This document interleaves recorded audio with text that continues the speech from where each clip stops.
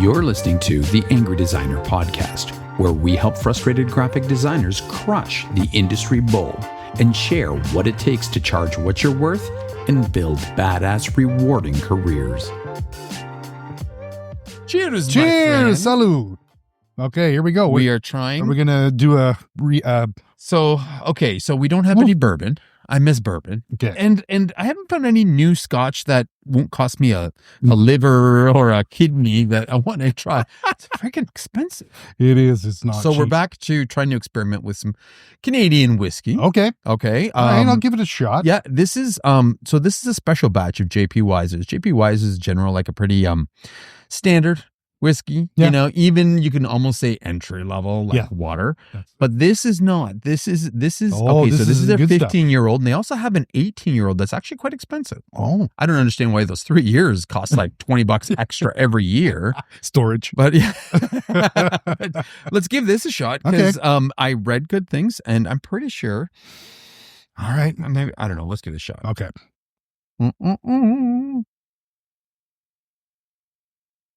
Oh, that's actually really good. Jesus. Wow. I'm just going to give myself a little more here. Oh my God. That was good. That smells way worse than it tastes. Yeah. When I first cracked that, I was just like, holy shit. That's I really can see nice, the isn't paint it? coming off the walls, but that tastes really good. Yeah. There's no burn. It was a little bit of a surprise, wasn't it? Wow. Yeah, guys. JP Weiser's 15-year-old in the square bottle. The bottle's beautiful. I will be goddamn. That's Canadian whiskey. It's Canadian whiskey, dude. And it's the price point's good. Like Canadian wise, it's like $60. It's delicious. Wow. Oh. Mm. That's pretty good. Yes, I you know what? That it's not quite that bourbon No. bourbon flavor like that Sleeman's one we had, but it's delicious. Yeah. Nonetheless. Yeah. It's Ooh. pretty good. Holy This shit. is worth the extra bucks, that's for sure. So what's that 18 like? Oh shit, we should try. Okay. Well, no, I mean it's probably crazy expensive. Yeah, well, it's an extra $20 a year. Yeah. So Yeah, do the math, exactly. John. So yeah, maybe all right, we'll... there you go. So we came back Ooh. from where? Oh. Creative Sound. Yeah. And it was such a great time. It was. And I'm not going to brag, but we kind of got to hang out with like Allan Peters and James Barnard and Scott Fuller, like the whole time. Yeah. It's like, you get little groups and just people kind of cling together and hang. Of course, there was other people that joined and left, but it seemed like the five of us were kind of like, okay, let's meet downstairs for a drink before we go. Let's do this. It always kind of started with a beer, but yeah. Wow. Since we landed in Atlanta, we were in James Bernard's company. Oh my the entire God, time, you're right, pretty because much. we actually caught him at the airport. That's right. How funny. That's And I think right. we shocked the guy. Yeah. And So it's really tall. yeah, He's yes. really tall. Well, we're very- really short, maybe. and very handsome too. Yes. James is handsome. But that was the I hope he's first- listening. And then- James. But no, I mean, it was really cool. And then the cool thing is, and it's like, so for us, it was just they're just really cool, down to earth people. Yes. But at the events, they were like rock stars. Woo. Right. They And ever. it's cool because everybody would, like they would swarm them and ask questions and talk about stuff. And obviously it was really logo related, but like they're like logo rock stars. They are. In that group. Right. And, Yep. good for them. Right. Like Allan Peters was the keynote speaker. James Bernard was right before him. Right before him. So they were Yep. the last two speakers of the event. And Yep. I mean, and they're just good, down to earth guys. I give them credit for Amazing this, people. right? Yeah. Like, you would give them a compliment. They'd be like, no. And they didn't like that. But it was just neat to see people so wrapped up because they're both specialized as logo designers. Yes. That's their thing. Yeah. They're not brand strategists. They don't even advertise that they do giant brand work, although I'm sure they can. Mhm. But they were like, just like they focused in on this and they came about it in different ways. They had their different approaches, but both are like rock stars. Yeah, for this. totally rock stars. Yeah. In fact, my wife, she doesn't understand graphic design, so I have to explain it to her in musical terms. So I say Allan Peters is the Jimi Hendrix of graphic design, of logo design. Yep. And James Barnard is the Jimmy Page of logo design. Right. And she's like, oh, okay, I totally get that. But everybody that we're listening to knows who these two guys Absolutely. are. But they are like that level of what we do. And it's funny because, okay, that whole event wasn't just a logo design event, right? No. But I think everybody, whether you're a typographer, a hand lettering artist, whether you're a layout artist, brand, everybody can appreciate logo design because it's that one part of this industry that people can just look and appreciate just as it is. Yeah. They don't have to learn the strategy. They can look at something and just get instant gratification. Like, when they were both doing their presentations, they showed different versions of what they've done. Yeah. And you could just hear the audience. Like, cause they got it. And they got the fact that it was both beautiful, but it told a great story. Right. And again, it's, you could tell the experience that these guys have in presenting this kind of stuff, right? Just based on the appreciation regardless, right? Because again, that whole crew was everything from web designers to there were like people who did apparel there were silk screeners, again, but everybody appreciated that. Yeah. Which I thought was really cool. Yeah. It's funny because Alan said something that was quite awesome. And I think this is probably why we as designers love the logo. He's like, if you went into Home Depot and you did a 360, chances are you're going to see at least a dozen logos. You're right. So they're everywhere. Yep. Right. And but it's such a fine line to get that perfect yes. Well, and that's why I wanted to do this episode.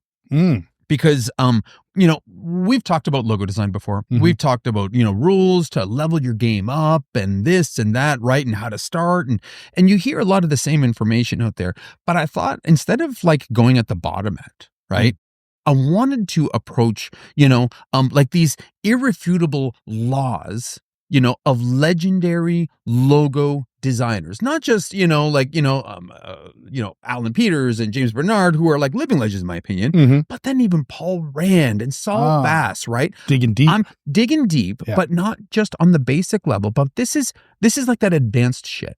Okay, this advanced shit that, if you're starting out, of course, you can appreciate this, but if you've been doing this for a long time, you understand this stuff. Yes. So I thought this would be a neat approach to just cover a lot of these. And again, our friends here are even quoted in here on some of these, right? So that's why I have created the 18 laws of legendary logo design. Okay. And these are like 100% laws that come from logo legends, past and present.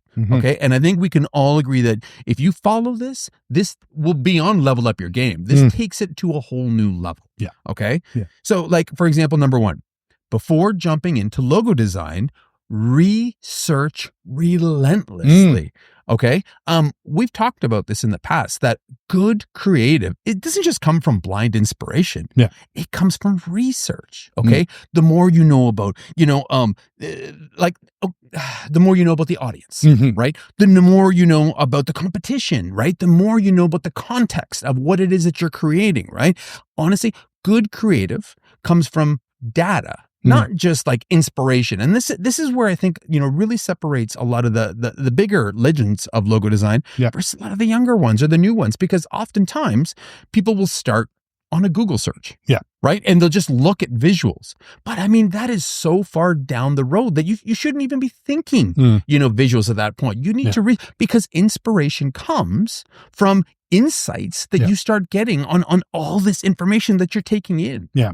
And a great story that Alan talked about in his thing was the City of Egan logo. He lived there. He lived there. He lived that shit. How much closer to it can you get? He knew everything about the city, the people, the history, right? And why the current mark was missing the mark on all levels. Yeah. Right. So again, it's to your advantage. Okay. Before you start jumping into any sort of logo design, is go and do an exhaustive search, find data to back up your opinions, find these insights, these quirks, go down those rabbit holes and surprise your customer. Okay. I got a quote here. Okay. From O.T. Acher. O.T. Acher. Okay. I had to look this guy up. He's German. He's German, right? Yeah. Yeah. What did I say? Acre. You almost sounded Scottish there. Acre. Oh, yeah, I did, didn't I? But he said, good design is intelligence made visible. Ooh. Right? Brilliant. Yeah, I love that. That's okay? good. So, number 2, okay, before you design the logo, understand the brand. Okay. This is a huge mistake. Oftentimes people, again, will go onto a Google search. They'll pick out logos. They'll go onto Behance. And this is where they start this, which is the worst place. That's starting backwards. Okay. Honestly, before you do that, you need to start with the strategy. Okay. You need to understand the voice, the brand's purpose, right? There has to be a mission here that you're designing for, not just for aesthetics, right? You need to get inside the company's soul, find out about their values, right? And you need to be able to live and breathe and understand what their purpose is before you can even get onto Google and do a search or Pinterest or whatever. If you even do that, which I think we all secretly do a little bit. But I mean, after the fact, not first. Okay. Right. So again, I think that's a huge difference between legendary logo designers, okay, versus the ones who just start up. Yeah. Okay. Yeah. That's a huge difference. Fair assessment. I agree with that 100%. So a quote from our good old friend, Mr. Paul Rand. Woo! Don't sketch a line until you know what you're designing for. Oh, that's awesome. Brilliant, yes, exactly what you said. Don't even get the pen and paper out. Just do your research first. Do your research, find out the purpose, and find out about the brand that you have to support. Nice. I think that's brilliant, right? Oh, that's great. That's all right. Now we're starting to move in the right direction here.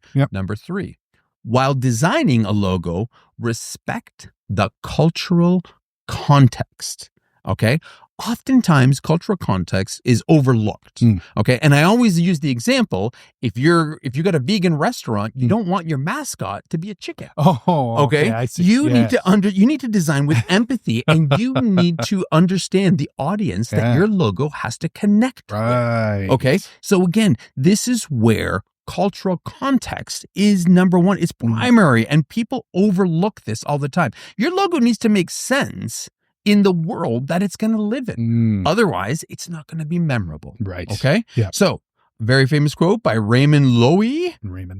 Design must reflect the culture and aspirations of its audience. Okay? So, ties in beautifully, okay, with the audience. Okay? So, remember, respect the cultural context that the logo is going to live in. Nice. Okay? Number 4, while designing the logo, embrace constraints. We've talked about, we had a whole podcast episode based on the importance of constraints, and it is a creative superpower. Big time. Okay, it's something that people don't realize, but they excel when they're put underneath these limits.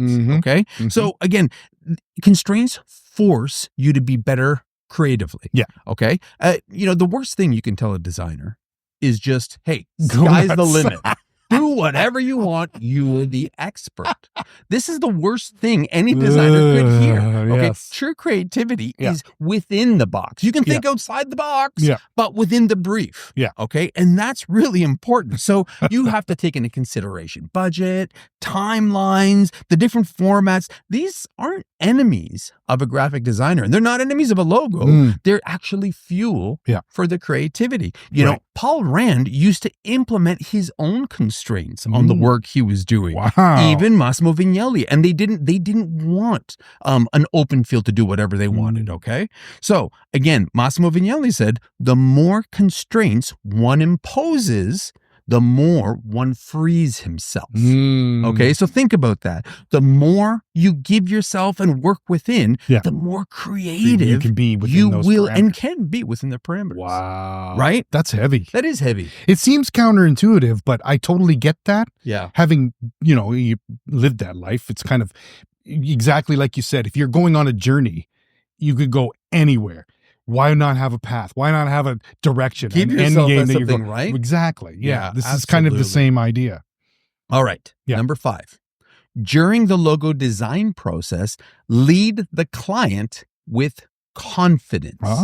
Okay. So this is important. So again, remember, you are the expert. Mm. You're not an order taker and you're not a pixel pusher. Right. Okay. Right. You need to present solutions to the customers, not options.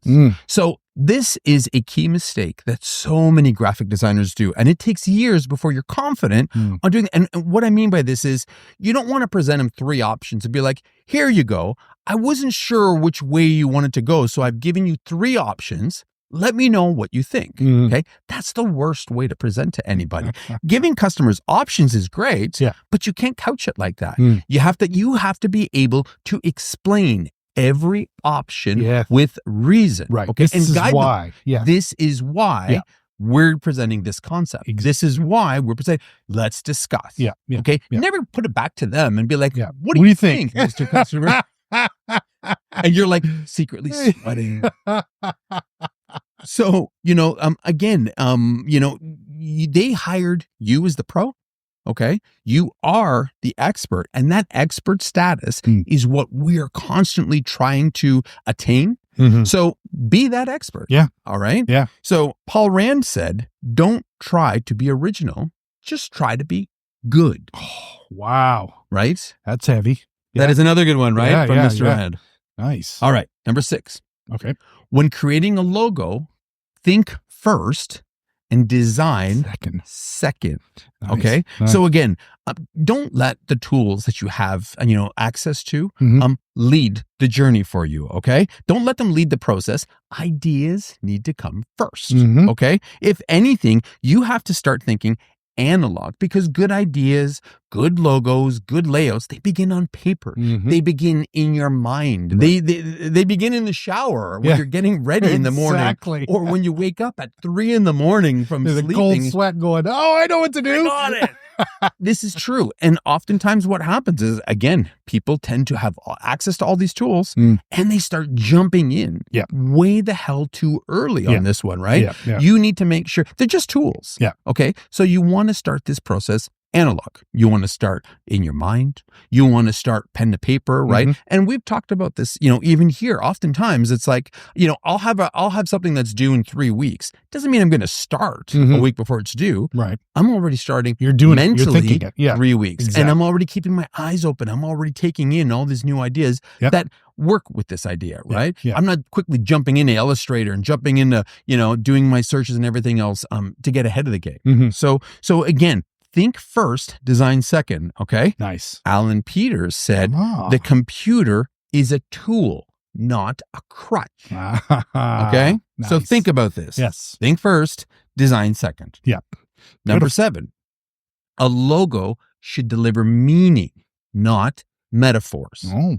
Oftentimes, again, people try to get a little too clever with their logos. Okay. But when you look at some of the experts' logos, the logo legends, or even some of the people that are killing it right now, they're designing logos that are clear, that are really understandable, because clarity trumps this cleverness that everybody tries to attain. Yes, okay? totally. Strive for clarity in the logo. Great logos, they communicate fast. They communicate loud, bold, in your face. You get it, right? There isn't this whole explanation that you have to try to, get and understand before you understand and appreciate the logo. That's why people who even don't who aren't logo designers can appreciate a good logo. Yes. Because they get it. Yeah, they totally get it. They get it, right? Yeah, exactly. So again, Neville Brody said, make it unmistakably clear and then make it beautiful. Oh, nice. I love that one. Yeah, right. Yeah, and it's true. People worry too much about being clever and trying to do deeper meaning. Don't worry about that shit. Yeah. Okay. Make it clear first. Yeah.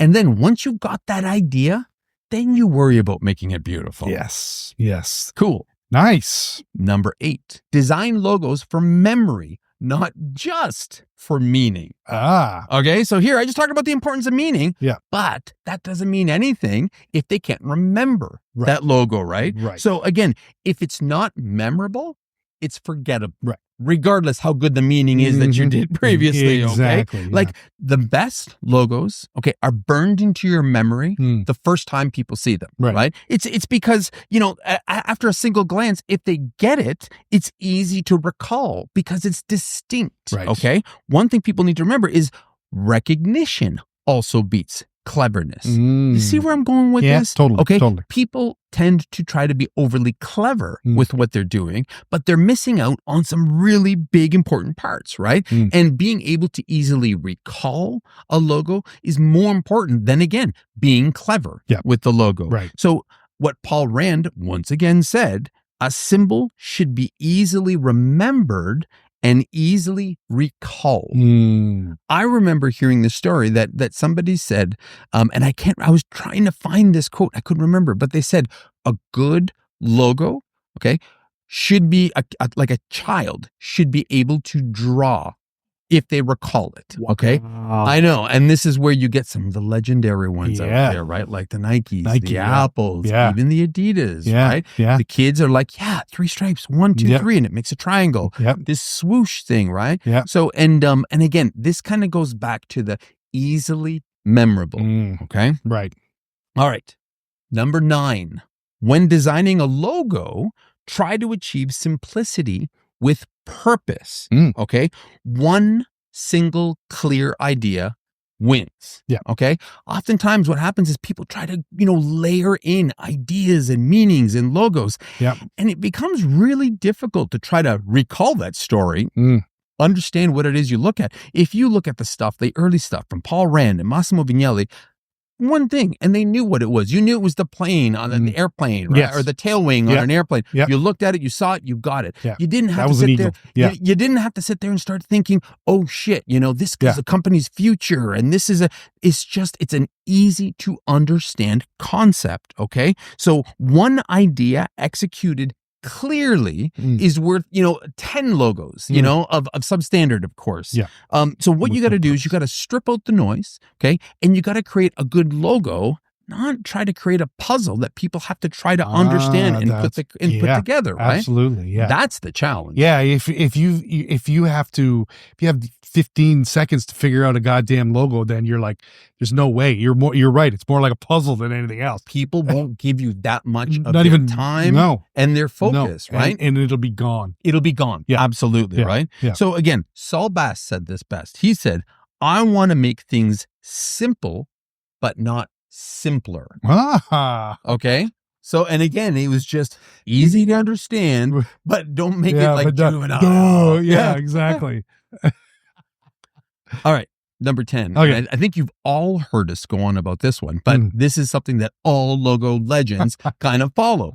Design logos for timelessness. Yes. Not trends. Yes. Okay. So again, you want to build something for long lasting impact. Okay. Not for these buzzwords, not for what's hot right now. Right. Because again, that's the wrong way to approach this.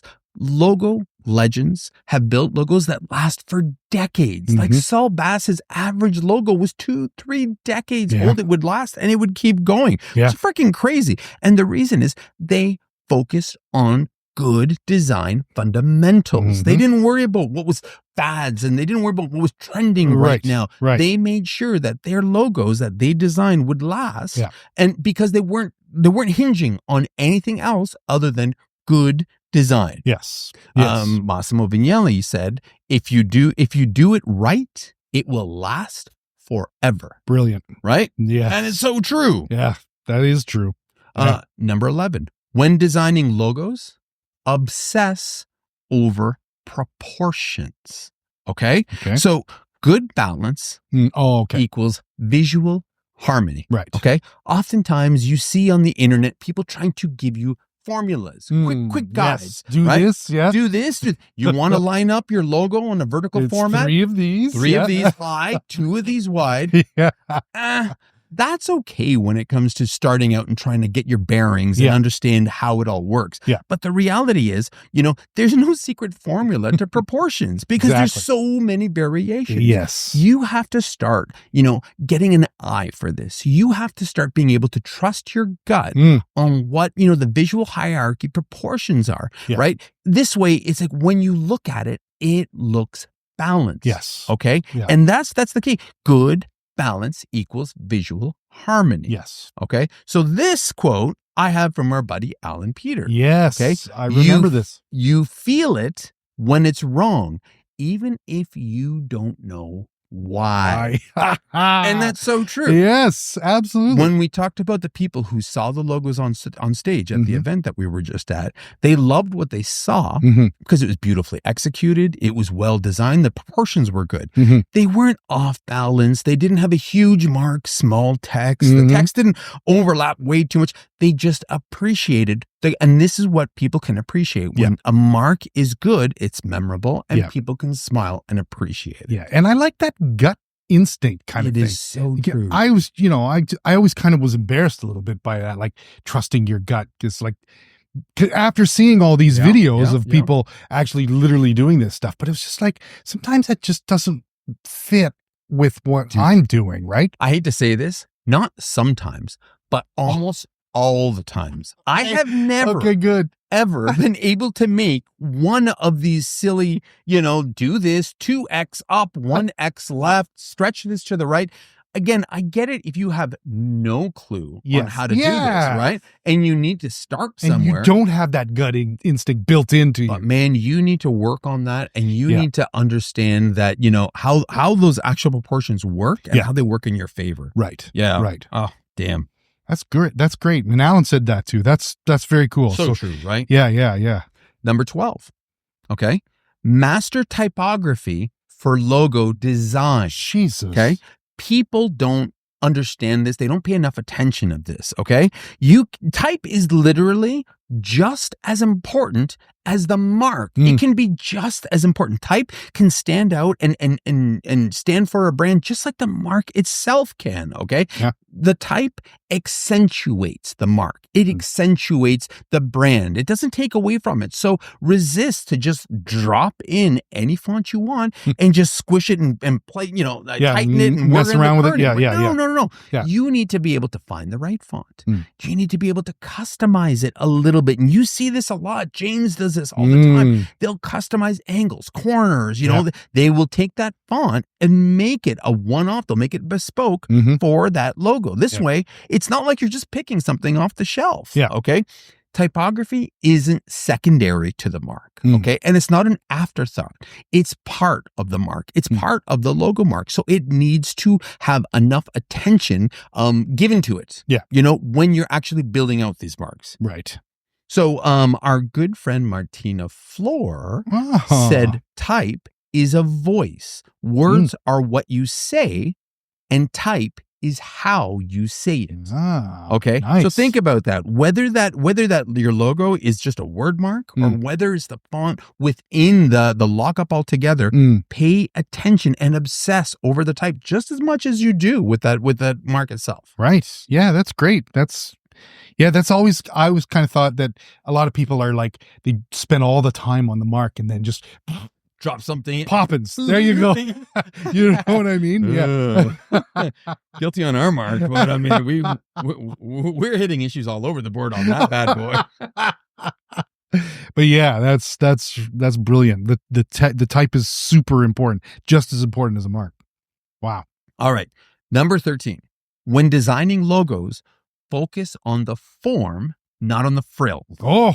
Right? So again, God. Kill the fluff, okay? Don't worry about all the drop shadows and all the shiny parts to it, okay? Yeah. Focus on the core shape, because if the core shape fails, the logo fails. Yeah. Okay? And you can't get away from that, unfortunately. Design works, even if you strip it right to its bone, right into the core. And that's what you should be focusing on first before you even think about gradients and effects and colors and everything else like that. And I think people easily get lost on that. Yeah. Yeah. What was it James said? It's like, if you're adding stuff and you don't know why, that you shouldn't be doing that. You should. Well, that's your red flag right there. That's your right? red flag. Yeah, exactly. When you look at all the beautiful logo modernism books, okay, or you look at like all these classic logo books, okay, they always show them, in its basic form. Yeah. Okay. Often in just black and white. Yep. Okay. And then again, you can appreciate the logo for its form, for the beauty in what's been created, not all the flourishes and fluff that's floating around it. There's no drop shadows, right? And a nice gradient through it. Jeez, God. wasn't it Scott Fuller who said, like, you can polish a turd as much as you want, but it's still a turd? It's still a turd. Didn't he say that? I think he did. If he didn't, it's something he would say. Jeez, right? But anyway, you get the point. Yeah, right? totally. You can put as much lipstick on a pig. It's still going to be That's a pig. right. It's still going to be a pig. Exactly. Oof, that sounded so nasty. All right, number 14. Always test logos first in black and white. Oh. Okay? So again, if you don't got any colors, that's really not a problem if the logo is done right. Okay. Yeah. If your design is solid, it can stand on its own without colors. And this is very similar to the point before that, color should be considered seasoning. Okay. You need to have a good solid mark. Okay. So good solid logo that can stand on its own with just black and white. Okay. Yeah. Make the whole monochromatic experience, make that the mission first. Right. Okay. And then you can think about the colors after the fact. Okay. Yeah. You can hide color, gradients, all that fluff can hide so much. Yes. Okay. But that doesn't necessarily mean it's working. Yeah. So make sure that your logo mark always works in black and white first. Nice. Our friend, Mr. James Barnard said, if it doesn't work in black and white, it doesn't work. Plain and simple. Yeah, there you go. That's brilliant. Yeah. All right. Yeah. Almost done, guys. Number 15. Okay. Prioritize real world logo function over fancy mock-ups. So this is interesting, and this is something I learned at Creative South. Okay, and this was something our friend James Barnard told us. Yeah. Okay, he was doing a workshop on the proper way to do mock-ups, and I was like, well, dude, don't you just go online and grab mock-ups, right? Because they're everywhere. Off the free pick, and away you go. Yeah, right, and, like literally, right. And he's like, that's not a good representation for the customer. Right. And I was like, you're right. Because here I could be putting the mark on a truck. They might only have cars. I might put it on like a storefront, but they might actually use it like this on their own building or inside in a different way, right? It's so important that we realize how the logo is actually used in the real world. Yeah. Okay. Yeah. So your logo needs to work everywhere, not just in your presentation deck. And again, to his point, take it a step further and put it on their material, on their storefront, in their business, on their shirts. Yeah. Okay. And give them ownership, right? Yeah. Design needs to live in its environment, not just in your presentation. Yeah. Michael Beirut said, a logo doesn't live in a vacuum. It lives in the real world. Ooh, wow. Right? And that's so true. Because again, oftentimes you'll see people will take a logo and they'll put it on a billboard on the side of the building. Yeah. But we're talking it's a basement business. It's never going to be It's never going to happen. Aspirational, maybe. But I mean, again, it's just not a true depiction of how it will be used. Yeah. So what I learned, from James was that, the closer you are in putting it in its actual environment, in its home, the better it is for customers to actually visualize how they're going to use this. And they could see that. It's like, hey, that's my shirt with the logo on it, right? Like, absolutely bringing it right home to people. Like that's really, really cool. And I think he kind of alluded to it was a little stalkerish because you're going to people's, but I mean, they appreciate. True, right? I think they appreciate that. They appreciate that you went that extra effort. You go the extra effort and you find their material, find pictures, and you actually make it work. This is your storefront. Exactly. He actually even said he would go as far as asking them for images. Oh yeah. Asking them some stuff to share. Yeah. So it made sense. Yeah. All right. Number 16. Okay. Design logos with the whole system in mind. Okay. So a logo is only one piece of a bigger identity, of a bigger brand. And oftentimes people sell it this way. They sell it as just a part of a bigger, larger identity system. You need to start thinking of logo design in this way. Pentagram does a great job at this. Yes. Every time you see them launching, a new logo, launching a new brand, they're not just showing the logo. They're showing the logo. They're showing it on the sides of buildings. They're showing it on bags. They're showing it in like different type of environments and how that one logo can be extrapolated into 30 different items, talking about 30 different departments. Okay. It's part of a larger system. Okay. Yeah. So again, you need to think its usage. You need to think of its movement, its scale, where it's going to be used, how else the applications it can be used. So this is a really important part that I don't know if enough people think about it. The long-term use of this logo. They just, here's your mark, here's your delivery, see you later type idea. Christy at Pink Pony is amazing at that stuff too. Incredible at her, this. like her brand guidelines and what the logo is absolutely incredible. It's like a 40-page book. Absolutely it is. So right? but that's how you do that. It's Exactly. Every possible variant you can use, you can come up with. She's got it. She's got it in place. And yeah. it's true, right? People need to start thinking this way. Yeah. Because Paula Scher said, designing a logo isn't design, it's designing a system. Okay. And that's the way you need to think. It is just one part of a much larger system. And again, this is how pros think about this, not just your average designer. Okay. Number 17, when designing logos, say more by showing and speaking less.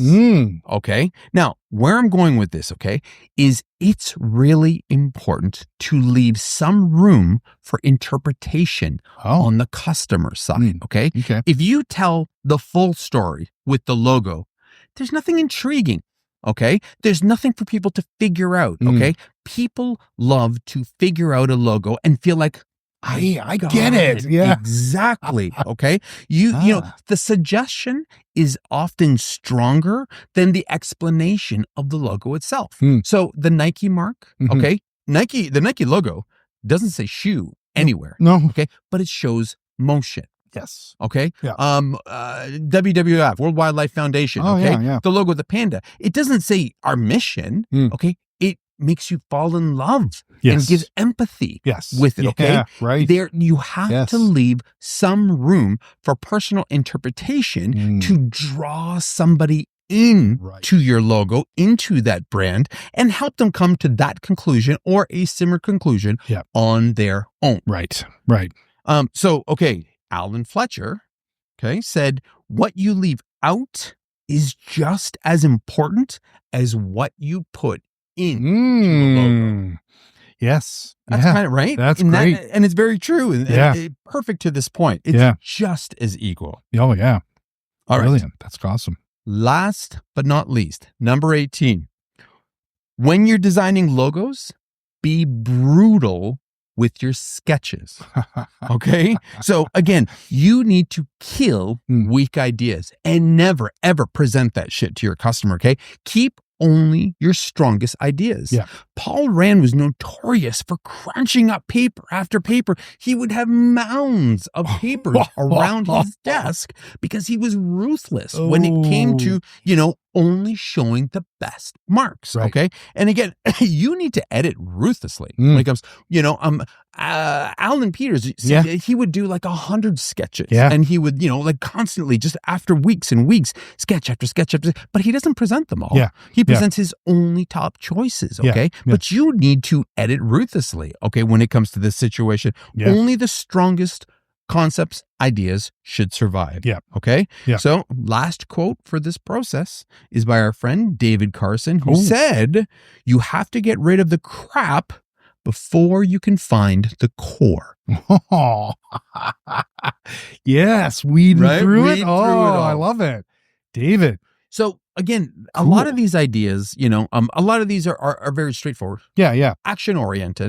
But a lot of them really make you think about the process that you have to go through in creating a logo design. If you want people to look at your logos and have that reaction that we saw this weekend, it has to be more than just something that looks good on the screen. Okay. You need to hit the purpose, hit those brands. Okay. Make sure this, it's clear enough so people get it, but there's enough intrigue that they have to, come to their own conclusion what it is that you're looking at.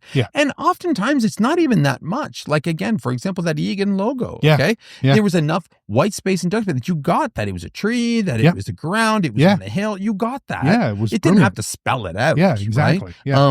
And again, like one of my favorite logos, the Metal Llama logo after, right? You see that it's, the code square, but then you see the little llama inside there, right? Brilliant. You need to be able to, have people appreciate, the outcome. Yeah. Because it has to be more than just aesthetics. Yeah. And I think that's what the top designers do when they come up with logos, is they make sure that it's not just about the aesthetics and looking good, but it's a deeper purpose. It has deeper meaning in this, right? And again, it gives enough, but takes away enough. Right. Yes. Awesome. Wow. I don't know. I kind of felt like inspired after this. Totally. Weekend, right? It was great. Again, we had the great fortune of hanging with the three titans of the logo industry. And it was kind of like, wow, that was a pretty heavy experience. Right? It was really cool. I'm not surprised that you wrote this, man. Well, and again, it really is. It really separates, and not that this is a matter of separating the new to the old, but if you want to elevate, your way of thinking, if you want to elevate your logo game, your mark game, your brand game, you need to start thinking like the legends do. Yeah. And you need to start creating for longevity. Yep. They have to be deeper the way you think, through your marks, your process. Yeah. And again, you have to be able to deliver something that's going to last for decades. Yeah. Not done in a year or two once the next fad comes in. Exactly. Yeah. And I think a lot of people gravitate to this because, doing a logo mark's easy. Jeez, But I don't think so. I think it's probably the hardest aspect of what we do. Yeah. You know what I mean? To do it right. There's a lot of moving parts in this stuff. Yeah, there really is. There really is. And kudos to guys like James and Alan, like they knock it out of the park, but they work fucking hard. They work their asses off for right? this. Yes. Absolutely. Yeah. Right? Yeah. Can you imagine what it would have been like to actually, so we hung out with these guys. Imagine hanging out with Paul Rand, Saul Bass. I wonder what that would have been like. I don't know. Yeah. We're fortunate enough we'll be able to tell our grandkids that stuff. In a few, I remember hanging out. We hang out with these that old designer guy. He's awesome. Right? Yeah, it's true. It's interesting though. But it was very inspirational. Yeah, they're and the nicest part is they're decent people. Everybody's great. Yes. Everybody gives back to this community. Yeah.